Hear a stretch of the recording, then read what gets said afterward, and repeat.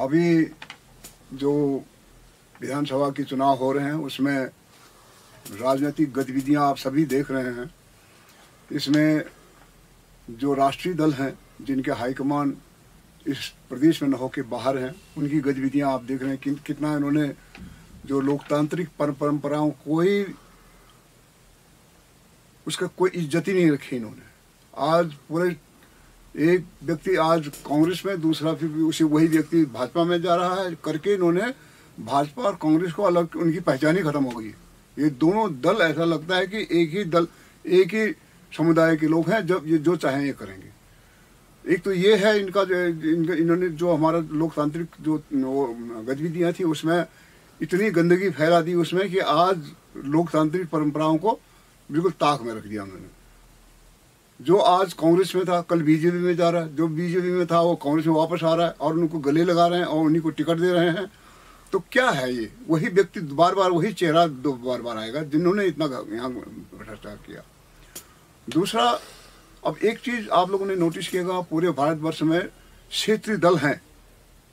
पंजाब में आपका वहाँ का लोग अपना लोग क्षेत्रीय दल है, तमिलनाडु का अपना क्षेत्रीय दल है, जगह जगह जहाँ भी जाए क्षेत्रीय दल है। जहाँ जहाँ क्षेत्रीय दल है उन्होंने अपने क्षेत्र के लिए बहुत अच्छा काम किया है।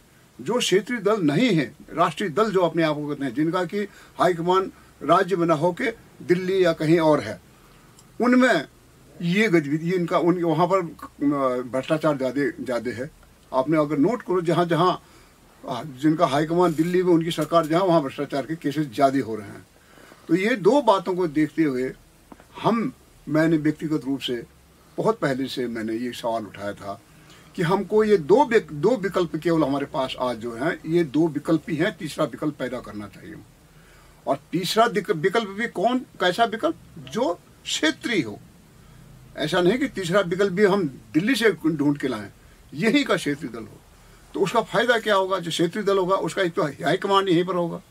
अगर इनकी पार्टी कोई गलती करती है तो उनके सामने जाके पब्लिक सुनवाई अपनी करवा सकती है। और दूसरा उसका लाभ क्या होगा? क्षेत्रीय दल को अपने क्षेत्र के बारे में जानकारी ज़्यादा होती है।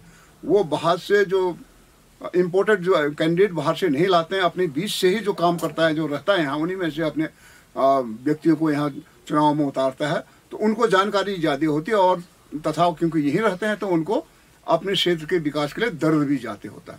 तो इन चीज़ों को देख के हमने प्रश्न उठाया था कि हमारा एक तीसरा विकल्प होना चाहिए जो तीसरी सरकार दे सके, तीसरी सत्ता दे सके, और उसके साथ ही साथ वो तीसरा विकल्प जो है क्षेत्रीय होना चाहिए।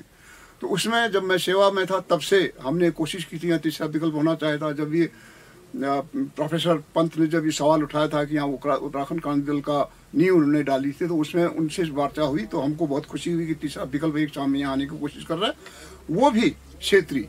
तो उसको हमने उस समय तो मैं सेवा में था तो ज़्यादा खुल के हम नहीं बोल सकते थे। इनको मैंने कहा कि तीसरा विकल्प हमको चाहिए। भाजपा कांग्रेस में कोई हमारे दुश्मन नहीं है, वहाँ भी हमारी भाई बंद है, लेकिन उनके मन में कोई डर नहीं रह गया। वो ये सोचते हैं कि पब्लिक अंततः हम ही को सत्ता में बिठाएगी, इसलिए जो चाहो करो, भ्रष्टाचार करो, गलत काम करो, खुलेआम राजनीति की ऐसी परंपरा डालो कि घूम फिर के हम ही सत्ता में आ जाए।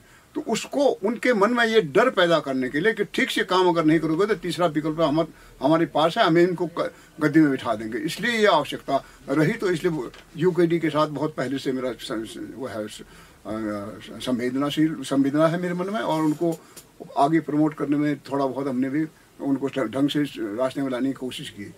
दुर्भाग्य से हमारे जो सीनियर नेता थे उस समय के, जो जिन्होंने कि उत्तराखंड के लिए बहुत कुर्बानी दी थी, वो न रहे।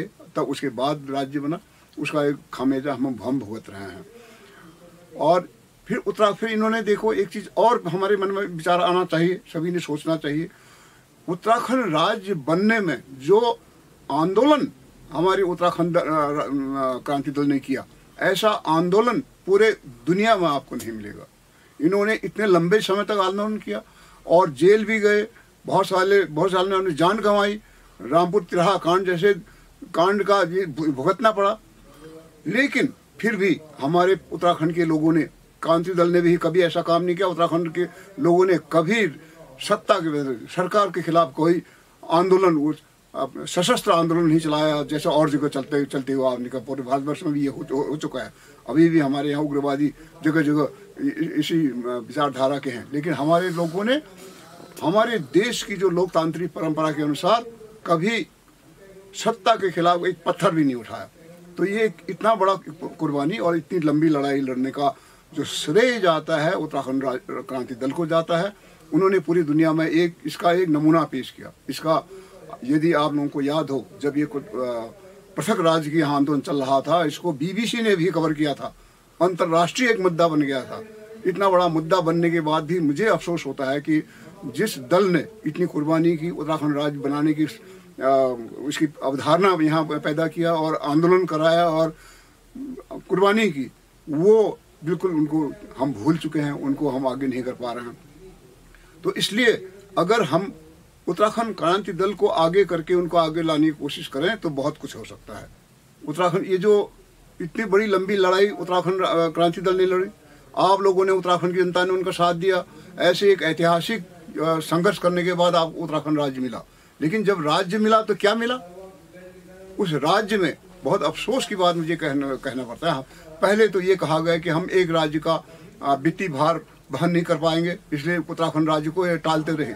वो तो देवगौड़ा जी ने जो 15 अगस्त को लाल किले के प्राचीर से घोषणा की थी, उसे एक राष्ट्रीय कमिटमेंट बना राष्ट्र के, क्योंकि ये होता है जो 3 हमारे राष्ट्रीय पर्व हैं, 15 अगस्त, 26 जनवरी और 2 अक्टूबर को जो राष्ट्रीय पर्व मनाया जाता है, उस दिन किसी औपचारिक बैठक में, औपचारिक अवसर पर अगर हमारे देश के राष्ट्रपति या यहाँ के प्रधानमंत्री घोषणा करते हैं तो वो उसको कहते हैं नेशनल कमिटमेंट। ये राष्ट्र की संकल्प हो गया, राष्ट्र ने उसको करना ही करना है। अगर वो नहीं करेंगे तो संविधान का उल्लंघन माना जाएगा।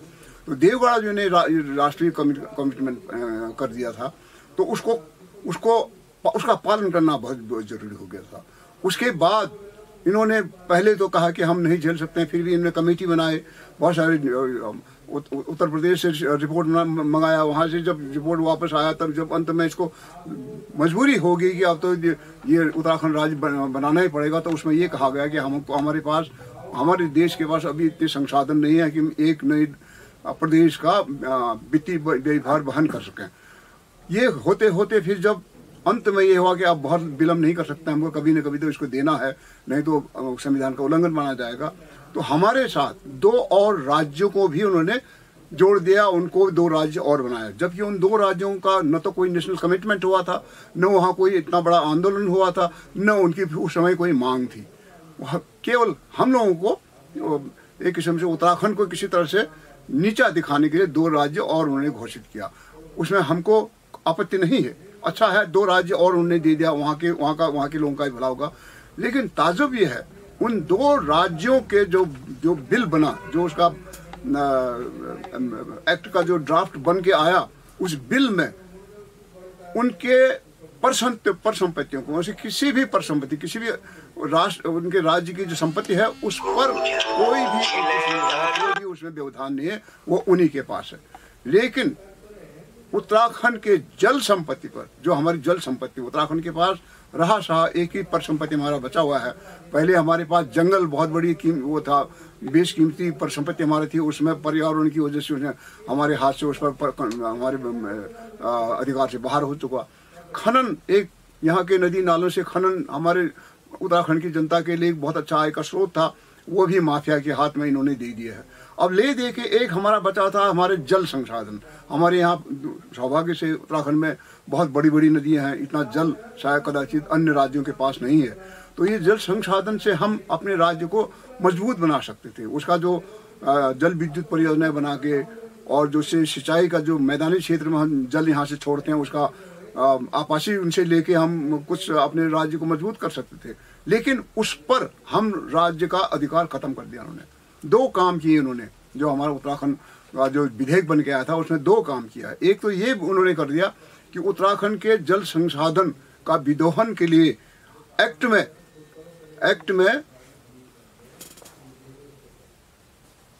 दोबारा करना पड़ेगा। नहीं ना, ठीक है, कंटिन्यू, वहीं से आगे चलेगा। हाँ।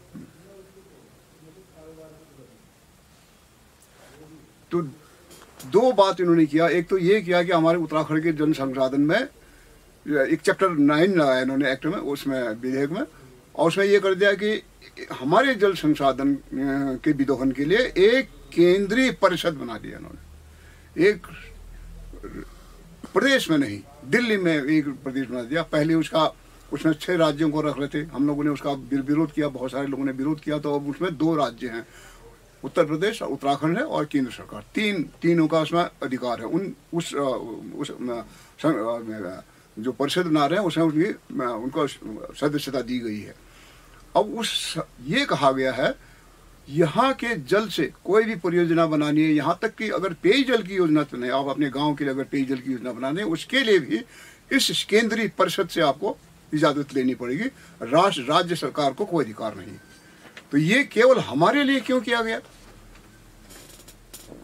हमारे परिसंपत्ति एक जल बचा था, उस पर हमारा अधिकार न रह के एक केंद्रीय परिषद को देने का प्रस्ताव क्यों किया गया? किसी और राज्य के बारे में किया।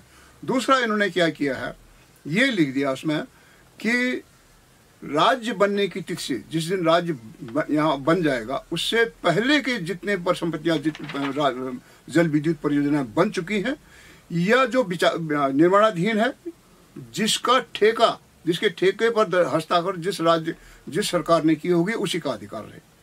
तो जब हमारा राज्य था ही नहीं, तब हमारा तो उत्तर प्रदेश ही राज्य था। उत्तर प्रदेश राज्य ने ही जो अनुबंध है उसमें हस्ताक्षर किए थे। तो इस प्रावधान के तहत सारे हमारे जो जल विद्युत परियोजनाएं हैं उस पर अधिकार उत्तर प्रदेश सरकार का हो गया।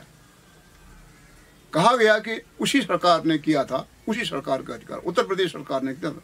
तो हमारी तो सरकार थी नहीं, उत्तराखंड राज्य बना नहीं था, तो हमारे सरकार का इसमें हस्ताक्षर होने का तो प्रश्न नहीं था।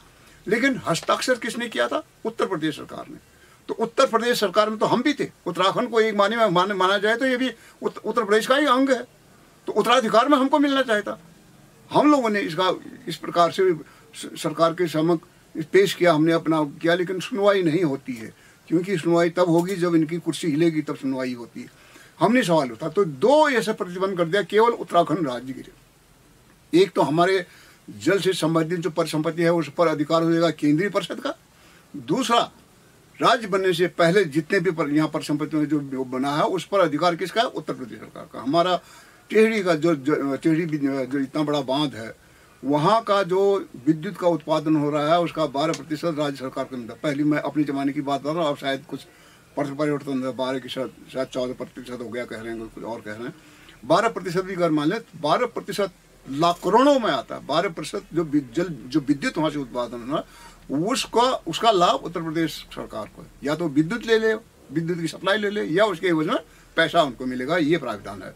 तो टेहरी बांध बना हमारे उत्तराखंड में, हमारे लोगों की जमीन उसमें डूबी, हमारे गांव वहाँ हमारे लोग गए, वहाँ दुर्घटनाएं हुई, उससे वो हमारे लोग उसमें नुकसान झेला और वहाँ के लोग ही विस्थापित हुए। लेकिन वहाँ से जब जल विद्युत पैदा हो रहा था उसका लाभ किसको मिल रहा? उत्तर प्रदेश को। यही नहीं, टेहरी बांध से आपको सिंचाई का, वहाँ क्योंकि पानी जमा वहाँ पर बंद कर दिया तो सिंचाई का भी बहुत बड़ा एक स्रोत बन गया हो। पश्चिमी उत्तर प्रदेश को जितनी सिंचाई पहले नहीं मिलती थी उससे ज़्यादा सिंचाई अब मिल रही है। उस सिंचाई का जो आपासी मिलनी चाहिए थे उसमें 1 पैसा हमको नहीं मिल रहा है, जबकि झेल रहे हैं हम, उसका दंश आज भी हम झेल रहे हैं। तो ये जो बातें हमारे, और ये केवल उत्तराखंड के लिए, उत्तराखंड पर ही लागू क्यों किया इन्होंने? 2 और राज्य जो हमारे साथ बने थे उनकी जल परिसंपत्ति पर तो आपने कुछ कोई अंकुश लगाया नहीं, कुछ उसमें शेयर करने की बात ही नहीं थी, केवल उत्तराखंड के लिए। तो इसके बारे में अब क्योंकि सरकार तो सुनने वाली नहीं है, जैसा दिख रहा है अभी, इनको तो एक धंधा चलाना है, राजनीति नहीं करने। इनके शासन का अर्थ आज सीधा सीधा है कि धंधा है। जैसे कि लोग पैसा इन्वेस्ट करते हैं फिर उससे लाभ उठाते हैं, पब्लिक का उसमें कोई रोल नहीं होता, पब्लिक का भला हो बुरा उनको कोई मतलब, इनका अपना निजी लाभ केवल मात्र दिखता। तो इस सब को देखते हुए जब हमने देखा, हमारे साथ बहुत और लोग भी हैं, हमने देखा कि ये नहीं कर रहे तो हम सुप्रीम कोर्ट में PIL दर्ज करने के लिए मजबूर हो गए, हम जनहित याचिका दर्ज करने के लिए मजबूर हो गए। अभी कुछ ही दिनों में ये हो जाएगा, तैयारी हमने कर ली है। जब इतने साल हमने झेलने के बाद देखा कि सरकार नहीं सुन रही तो सुप्रीम कोर्ट जाने की मजबूरी होगी। तो उसमें मुझे ये कहते हुए बहुत खुशी होती है यहाँ पर कि खुद यूकेडी के सामने हमने चर्चा किया, तो यूकेडी ने कहा कि इसमें तो हम बहुत पहले से हम भी इसमें कोशिश कर रहे थे लेकिन कोई नहीं सुन रहा है, तो हम भी इसमें सुप्रीम कोर्ट जाए। तो सुप्रीम कोर्ट में हमने ये बाकायदा रिजोल्यूशन, हमारी जो उत्तराखंड पूर्व सैनिक और सैनिक संगठन है इसकी तरफ से भी, और यूकेडी की 2 पार्टी इसमें एक साथ सुप्रीम कोर्ट में PIL दर्ज करेंगे और उत्तराखंड के जल पर, उत्तराखंड हमारी पंचसमिति पर उत्तराखंड के लोगों की, उत्तराखंड की सरकार का अधिकार वापस दिलाने की कोशिश कर रहे हैं। और इसमें तैयारी हमारी पूरी हो गई है। इसमें कुछ ही हफ्ता 10 दिन के अंदर ये दायर हो जाएगा। हमको पूरी उम्मीद है, वहाँ के जितने एडवोकेट्स उनसे हमारी बात हुई है, उन्होंने कहा साहब इसको तो बहुत पहले इसको हो जाना चाहिए था, लेकिन अभी भी इसमें मौका है, अभी भी हमारे पास सुप्रीम कोर्ट जाने की पूरी हमको आशा है कि हमको हमारी सुनवाई होगी। और इसमें उत्तराखंड वाले खुद, इनके उत्तराखंड के सदस्य कुछ एडवोकेट भी हैं, उन्होंने पर्सनली कहा कि इसको आप और हम मिल के लड़ेंगे, और भी लोग, आप लोग जो सुन रहे हैं हमारी बात, आप भी इसमें शामिल होना चाहें, उत्तराखंड के हित की लड़ाई में शामिल होना चाहें, तो हम आपका भी स्वागत करेंगे। तो ये बात भाजपा से भी कहा हमने, कांग्रेस किसी को कहा, अन्य दलों को भी कहा, किसी ने हमारी बात नहीं सुनी। वो नहीं इंटरेस्टेड है, वो तो कहते हैं हम लुट रहे हैं तो लुटे, हमारे क्या जाता है, मुझे तो पर्सनली कोई नुकसान नहीं, ये करके वो आ रहा उत्तराखंड अपनी यहाँ की जनता की, उनका कोई सरोकार नहीं है। तो इसलिए मैं कहता हूँ कि उत्तराखंड क्रांति दल ने यह भी कहा है कि अगर हम जीत के सत्ता में आ गए या सत्ता में नहीं भी आए तो कम से कम विपक्ष में बैठने लायक भी हो जाए, तब हम इसको उठा के जो ये एक्ट में जो चैप्टर 9 है इसके खिलाफ हमारी विधानसभा में इसका संशोधन करने का प्रस्ताव लाएंगे। 2 तरीका है, एक तो सुप्रीम कोर्ट से आप किसान वो लड़ो, दूसरा जो केंद्रीय जो एक्ट होते हैं, सेंट्रल एक्ट जो कहते हैं, उसमें राज्य के भी संशोधन हो सकते हैं, बशर्ते कि उसको राज्य के विधानसभा में पास कराया जाए। और उसको उसमें अंतर केवल इतना होता है कि राज्य की विधानसभा से अगर वो पास हो गया, उसको भी पार्लियामेंट में संदर्भित करना पड़ता है, तो पार्लियामेंट का ठप्पा लग जाता है, तो वो संशोधन स्वीकार होता है। तो यूकेडी ने कहा है कि अगर हमने भी कहा उनको, ये उनको कहना पड़ेगा, और करूँ तो बिल्कुल हम सहमत हैं, हमारा सत्ता में आ तो जाए। और वो भी इसमें इस केस में हमारे जो हमने अपने उत्तराखंड अर्धसैनिक राज्य का ये रिजोल्यूशन पास करके देना पड़ता है, उसमें रिजोल्यूशन पास करके दिया। यूकेडी का भी रिजोल्यूशन पास प्रस्तावित था, अभी हो गया होगा, ये कुछ ही दिन में पेश हो जाएगा दिल्ली में सुप्रीम कोर्ट में। तो ये लड़ने की हमने ठानी है, और अगर यूकेडी अगर सत्ता में आएगी, हम भी उनको कहेंगे ये इसमें राज्य का संशोधन भी प्रस्ताव विधानसभा में ला के पास करा के केंद्र सरकार में, एक बार विधानसभा ने अगर पास कर दिया तो केंद्र आसानी से मना नहीं कर सकता है, क्योंकि वो जायज बात पर कोई अगर रिजोल्यूशन लाता है स्टेट का, केंद्र को मानना पड़ता है। ये यूकेडी से कसम, हमने उनको कहा कि तुमको कहना पड़ेगा, तुमको घोषणा करनी पड़ेगी, तो वो तैयार हैं इसके लिए। तो इस मैं समझता हूँ मेरी बात आप लोगों की समझ में आ रहा होगा। अगर तीसरा विकल्प आपको चाहिए, और तीसरे विकल्प के माध्यम से ये जो वो हैं केंद्रीय राष्ट्रीय दल हैं, जो राष्ट्रीय दल का मतलब जो जिनका हाईकमान दिल्ली में है, उनको कुछ समझ आएगी और उन पर दबाव बनाने की भी आवश्यकता है। उसमें अगर हम तीसरे विकल्प को यहाँ खड़ा कर दें, तो इन दोनों दलों को भी हम राज्य के लिए, राज्य के हित के लिए, राज्य की जनता के लिए कुछ करने के लिए मजबूर कर सकते हैं। उनको ये डर दिखाने की आवश्यकता है, इसलिए हम प्रयासरत ले। और उसमें आप लोगों को मैं व्यक्तिगत रूप से आपको निवेदन करता हूं कि आप अधिक से अधिक यूकेडी को जिताने की कोशिश करें, ताकि ये आपके हित में जो काम उन्होंने हमारे सामने घोषणा की है वो करेंगे। धन्यवाद।